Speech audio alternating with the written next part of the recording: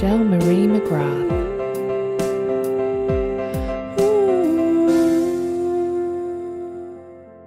Hello and welcome to a very special episode of Unclassified Woman. Today I'm celebrating 1 year of the podcast and I have a very special guest, Seane Corn.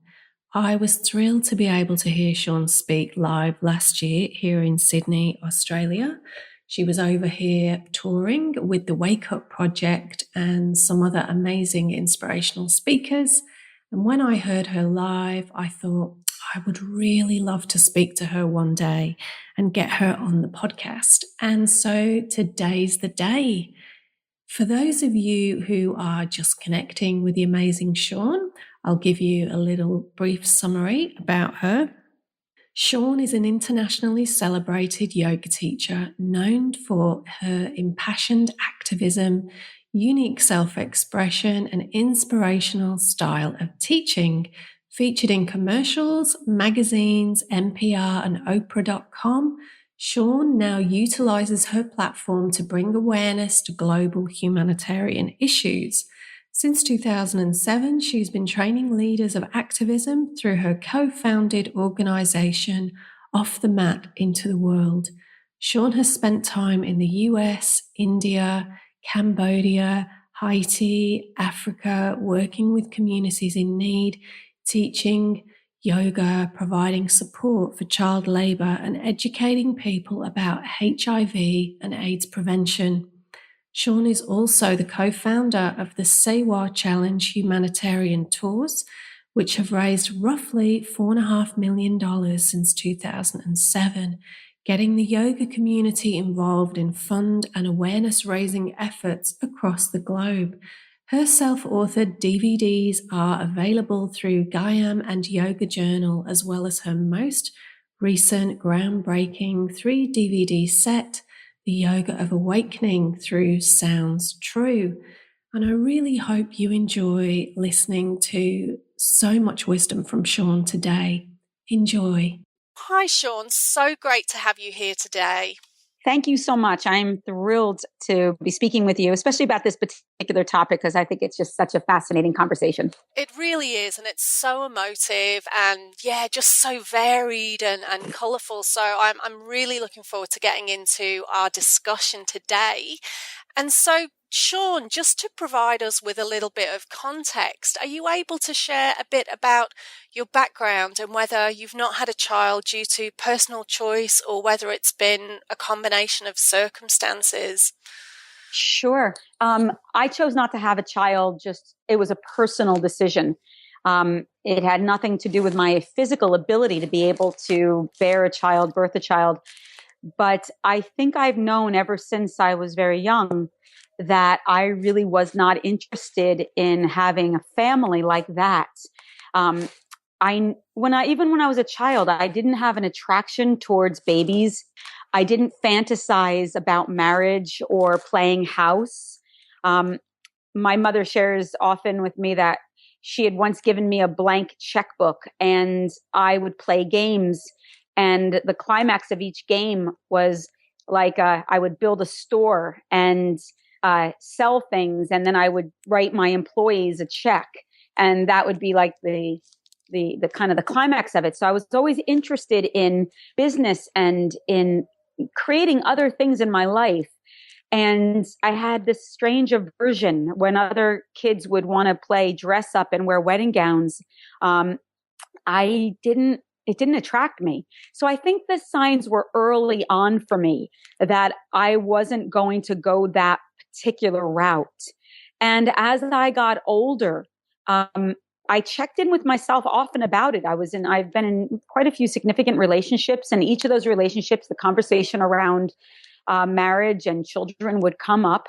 And I could sense that I was the one who was often putting the brakes on when it came to creating a family. And I just finally came to terms with it, that this was not something that I was interested in or wanted, that there was nothing wrong with that at all, that although it seemed to veer away from the norms of society, that I was actually really comfortable with the decision. Other people were not necessarily comfortable with it. Yeah. But I was, and I was really glad that I didn't have that there was never a huge dilemma for me. I never had a real, come to Jesus moment where I was freaked out about what does this mean in terms of my femininity, my womanhood.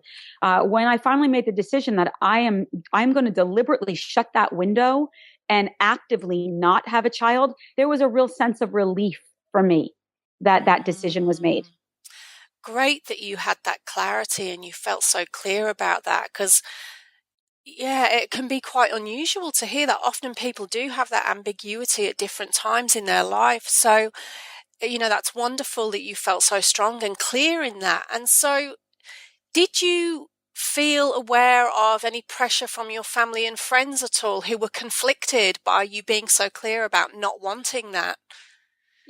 Certainly not by both. Some people within my relationships, including my family, I think that they also understood from an early age that wasn't my interest, and that I was a career person, that I was a massive nurturer out in the world. Like, that was just really my nature, and that I was going to build a different kind of family for myself, and that the mother instincts that I had were going to be generated in a very different way. And so I was really fortunate that my family, at least my closest family, never really questioned it, gave me a hard time about it. The same with many of my friends. They also knew that I was very single-minded in my vision when it came to certain professional goals, and that I seemed to get my needs met as a mother in different ways. And they were really thoughtful about not pushing it. Now, with that said, there were also a lot of friends and some members with my family who would say things to me like, you'll never really know what love is unless you have a child, or you'll never really know what love is unless you get married. Marriage and children in that context came up a lot, where people would make that assumption that I can't fully understand love or what it is to be a woman unless I have a child. And I always took great offense to that, mostly because no one ever really checked in whether or not I could have a child. And I would think to myself, God, that would be a horrible thing to say to me if I physically wasn't able to have a child. That would break my heart, that I'll never be able to truly know love because I can't be a mother and I have no choice around that. Like, that was I got irritated about that a lot. So I had some of that, and I didn't have somewhat, I had both, but I was always pretty clear with what I wanted. And I was very confident in my own femininity. And I also realized this just was not my path, and better to not be a mother than to become a mother based of pressure or societal projections and be miserable and be a miserable mother as a result. That was definitely not my interest. Absolutely. You're so right. And it's just not the role of every woman to be a biological mother, even if they are physically able. We've all got these different gifts and abilities. And as you mentioned, we all mother and nurture in so many different ways through different relationships. And love is immeasurable. How can we say that one person's experience of love is not as valid as another person's? I mean, it's impossible to quantify. So it is amazing that we still continue to hear these stereotypes and myths, though, in our society. And I think often it can be because people feel a little bit uncomfortable. It's just outside of their experience. They don't know what to say. And then often they come out with these insensitive comments at times, unintentionally, but just because they can't relate.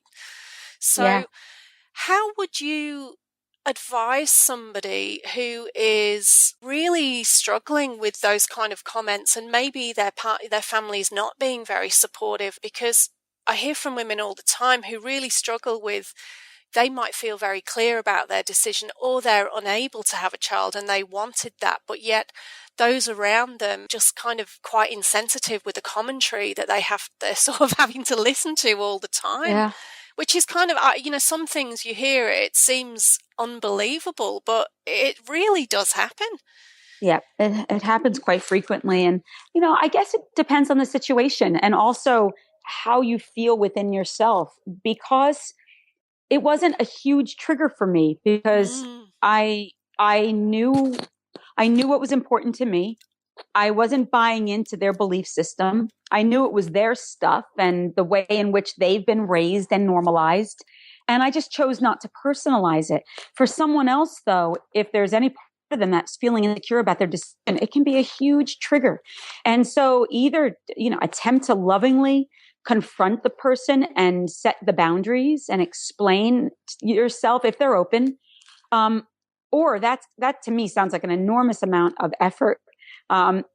Just smile and acknowledge it, and acknowledge that you're so happy for them that this was a path that worked out for them. But it's just not your way, and go to therapy and work it out with someone who you can actually process with. Because you're probably not going to get your needs met or be heard by someone whose own identity might be very much wrapped up in being a parent, which has been my experience. There's a lot of people that I know who are they if they're not a mom? Who are they if they're not a dad? You take that away and they don't have any sense of self or any other kind of an identity. That hasn't been my experience. So how do you explain something to someone who, if they were to reframe their relationship with themselves, they might actually be overwhelmed or questioning?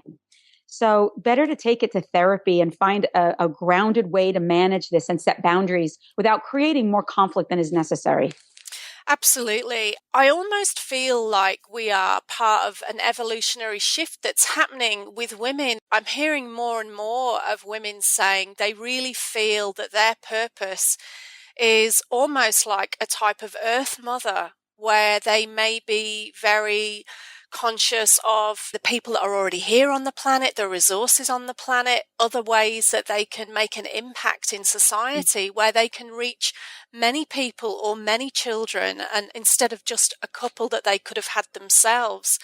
And it just seems to be this change and shift that's happening. Do you notice that through your work? Definitely in the populations that I'm a part of, I'm seeing more and more willingness to see that there's a variety of ways in which we can show up in the world and mother, that it's not necessarily biological. Yeah. And so I do see it more. And, and I don't want to suggest that I had moments, there were moments in my 20s and 30s where I thought to myself, I probably should think about this. Maybe I'll regret it. And I actually attempted to get pregnant once. I thought that my partner and I thought, you know what, let's just put it in God's hands. Yeah. Let's just see what happens. Yeah. And we made the attempt, and I almost had a full-blown panic attack afterwards. And that was really my moment. I was so freaked out that I may have gotten myself pregnant.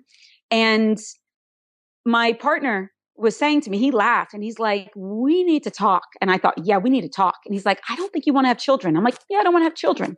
Like, that was a real moment for me, but I actually had to go and play in that field to know that I don't want this. And so that was really my line in the sand, was actually attempting it and realizing, no, this is not for me. So in my heart, I feel blessed because I know that I have a very different purpose.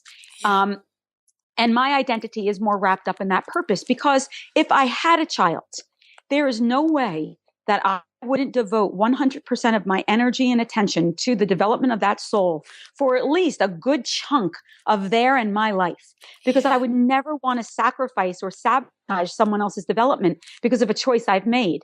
And I sat down, I thought, do I really want to do that? Do I want to devote the next 18 years of my life to serving this soul? And as a result, taking me away from the things that I believe that are in alignment to my own purpose. And the answer obviously was no. But I had to actually think about it. And I do think that that's the privilege of many women today, that we have options, that there are other ways in which we feel fulfilled, and that bearing children isn't the way in which we serve that purpose. It's better left to other people who are amazing moms, that is their commitment in this life, and who are devoted to the development of a singular soul or a small little collective. My, my path is to serve a broader community in a bunch of different ways. It doesn't make me better or less than. It's just another way to reframe the way in which we birth or create and the way in which we mother.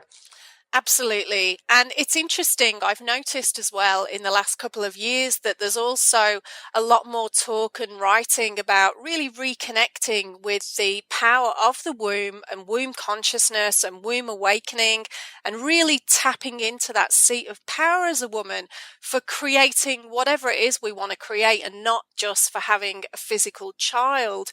And it's really interesting. I know so many women who are doing a lot of work and healing around the power of the womb and the sacral for that to really birth their best selves and their most empowered self. And I guess when we are fully connecting with this energy and with this power and much of this wisdom that's innate within us, then we can be much clearer about how we want to direct and channel that energy, whether it is through the traditional way or whether it's through a multitude of many different forms of expression.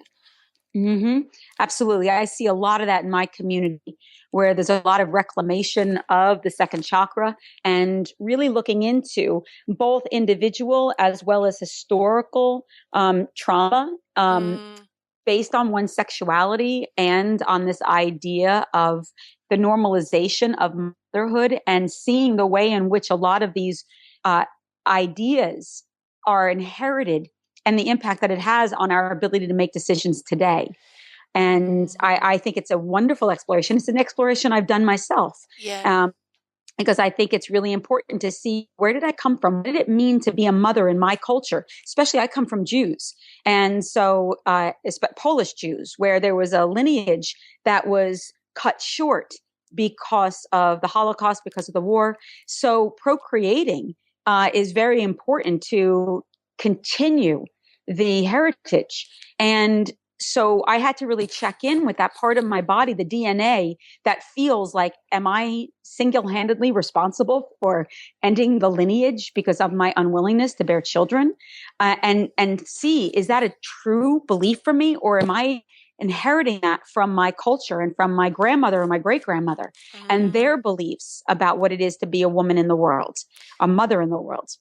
Absolutely. It's so fascinating when you start going into all that and looking through the mother line and the father line and all of those genetic patterns that we carry and that we come from. Often when we're using that energy to express ourselves creatively and be who we are, often people may feel that urge to have a child, but they may think that it's about having a child, but maybe it's just about expressing themselves.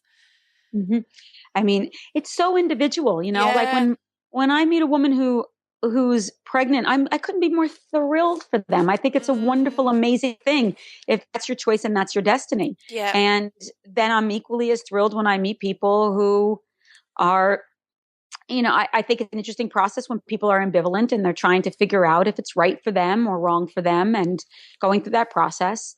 And it's equally wonderful when you meet people who know for certain this is not their path. And there's so many different ways in which we do parent in the world.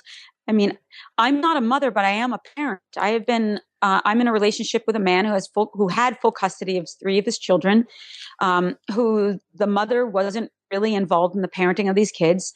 And I was there at a very critical time in their life, and I am the parent of these children, actually they're adults now, but I was the parent of these children, even though I was not their mother. They have a mother, but I'm a parent, and I was there through many of the different crossroads and milestones in their life. I dealt with many of the crises that come up.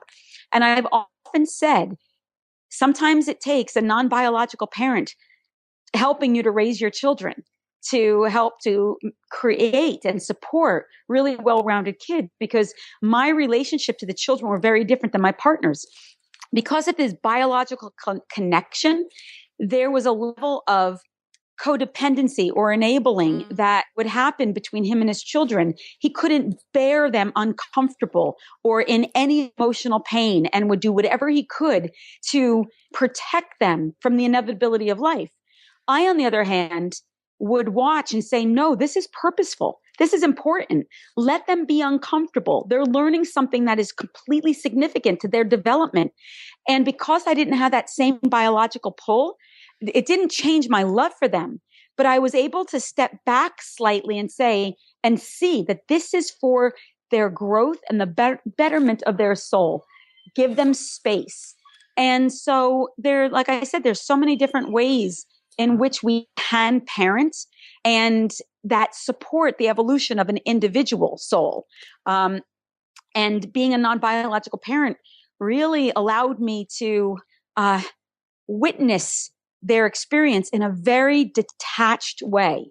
Yeah, so true. And wow, I was just thinking, I've got two-step parents myself, and families come in all shapes and sizes these days. And we've got, a longer lifespan. And so it's kind of unusual if somebody gets married very young that they may be with that one person for 50 years and there's no changes in the family or new relationships coming in. So I think increasingly we're seeing more and more variety within our family dynamics. And step parents play such a meaningful role, like you say, and it's just often they can be just as involved, or if not more involved in some situations than the biological parents. So it really does bring a different dynamic and equally so important. But yeah, it's fascinating, isn't it? All of the different ways that we relate and we can parent and nurture these other souls. And so, Seane, how would you also say that you use your creative energy? Like, what other ways do you express yourself creatively? Well, with the work I do with yoga, that's the most important way. Is I facilitate environments that shift energy, which is magic. I mean, it's the priestess energy. Magic is defined as shifting energy at will. And so when I go into an environment, I'm helping to release tension and introduce ideas and images that can move the resistance into surrender. So there's an awakening that's possible. And I'm in a privileged position that I help to usher or birth that new awareness to people. I get to witness people in their grief, in their shame, in their heartbreak, and in their loss, and hold space for them to be able to go through whatever emotional process that's happening, while simultaneously bearing witness to my own need to fix or change something that I'm uncomfortable with. So the role of the mother is just that. It's that you're both supporting and helping the evolution of another while simultaneously making sure that you're nurturing and nourishing yourself and cultivating self-care so that you're not codependent in these relationships. So that is one significant way. I co-founded an organization called Off the Mat Into the World, which is a service related organization that bridges the gap between yoga, social justice, and participation or activation in our social environments. And again, that's the idea of being able to help to heal the planet in a variety of different ways through activation and fundraising and participation. And that energy for me is also very much the mother energy of wanting to create, wanting to serve, to nurture, to protect, and to provide opportunities and skills so that other people can grow and evolve and step into positions of leadership. Yes, so important. And I remember when I saw you speaking last year in Sydney, you were talking about your work with children and your activist work. It's so important, and you're supporting children in that way. Yeah, I've been doing that many, many years. And again, that's the luxury of not having children. Like my partner, who, like I said, had full custody of his kids, it was easy for me. I could get on a plane, go over to other countries and do my work and help the children and the mothers there. But my partner couldn't do that because his attention was needed to make sure that he wasn't putting his own children at risk by abandoning them. He really needed to be steady and solid. And so he couldn't do what I was doing. And had I had biological children, I wouldn't have been able to do that either. My focus would have had to be much more singular. And so because of having made that decision not to have children, it allowed me to put my attention in going into other environments, serving the needs of the children in places where there is unimaginable abuse because of the trauma that exists in these countries because of a variety of things, from war to genocide. And the thing that really touches my heart a lot is anything to do with sex trafficking. It's intolerable for me to see children exploited to the degree that they are exploited worldwide. And, again, it's that I guess that mother nature in me in wanting to understand and do what I can do to help eradicate this level of abuse in the small ways that I have. But it's very important to me. Yeah, so powerful. It's wonderful that you're able to use those nurturing skills and channel your energy into that way. And so, Seane, one of the things that I'd really noticed over the last couple of years is a lot of the terminology and the language and the way that we talk about this whole topic around childless, child-free, all of the adjectives that are used. And I feel that they're so inadequate and kind of offensive, really, at certain times. So in order to try and close these gaps and just bring more tolerance and understanding to all women, whatever their situation is, how do you feel that we can try to close these gaps or evolve our language, or what do you feel about that? I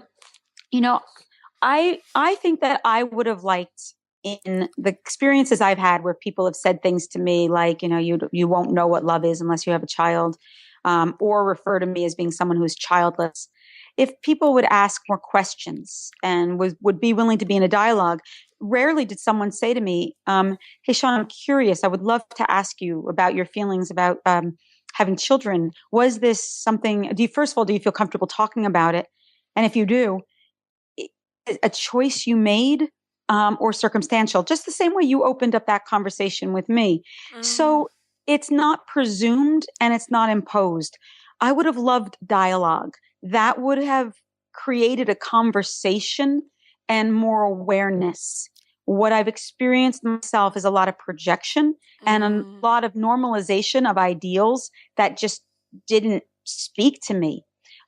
Using words like childless, it's not that I think it's offensive. I just think it's antiquated. It doesn't make any sense. I don't mind child-free. I always find it's kind of tongue in cheek for me. I kind of find it fun. But it's also inadequate. I don't refer to myself as either being child-free or childless. It's like, I've chosen not to have children. Although I will say, but I am a parent, or I don't have any biological children. And be very direct about it. I think it's really for women who are listening, it's people are going to be insensitive. People are going to normalize having children as the way that it is and has always been. And the more secure we get within ourselves, the more we reframe this conversation in ourselves, the more we come to terms with the choices that we've made or that circumstances have made for us, for those who are listening who actually physically can't have children. The more that we can do our own healing, the less affected we're going to be when people say something that is insensitive or ill-informed. And also the less triggered we are when we attempt to have a conversation back with them to help to educate them. It really has a lot to do with what work we're doing on ourselves. Do you need to grieve? I checked in with myself a long time ago. I was like, do I need to grieve this? Do I actually need to have a conversation with my unborn child and, say oops, sorry? That wasn't true for me, but I did check in with that.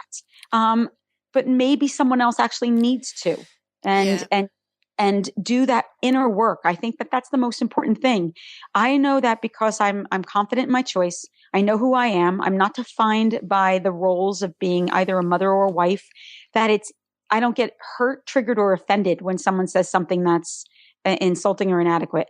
And I'm okay with having a conversation to help educate them. But if I wasn't, it would be an awful moment, a really hard moment. And it would make me feel incredibly disempowered. So I would recommend for the women listening, like, just do your work on this, process this like crazy.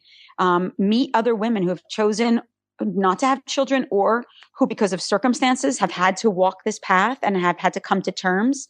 And the more of a community that there is around this conversation, I think that the more normalized it will become. Absolutely. I mean, times are changing. There are so many children out there that are unwanted. There are, just in terms of procreation, the world is completely already overpopulated.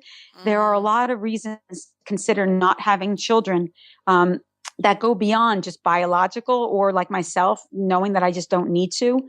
But there's also where it's practical. And I think all of that conversation is deserving of time and energy spent to see where you as an individual live on that spectrum. Yeah, absolutely. Yeah, so true, so true. So many valuable points there. Thank you. Thank you so much for your time and your thoughts. Really enjoyed listening to you and sort of hearing your perspective on what's such a difficult and emotive topic for so many women. And Seane, please can you share where people can find you and more about your work and your projects so that they can connect with you and what you're doing? Sure. Best way to get to learn more about what I'm up to is through SeaneCorn.com, which is my website. And on there, you'll find a ton of information, including my schedule, and how you can also get different programs that I have, including DVDs and audios, things of that nature. I'm in the process of writing a book, which should come out in the fall of 2017. Oh, wonderful. And yeah, so there's a lot of different ways to access me if people are interested. Brilliant. Well, thank you so much. And I really appreciate your time. Sure. It's my pleasure. Thank you very much. Thank you for listening to Unclassified Woman. If you enjoyed this episode, please subscribe. For information on events and services, connect with Michelle at michellemariemcgrath.com.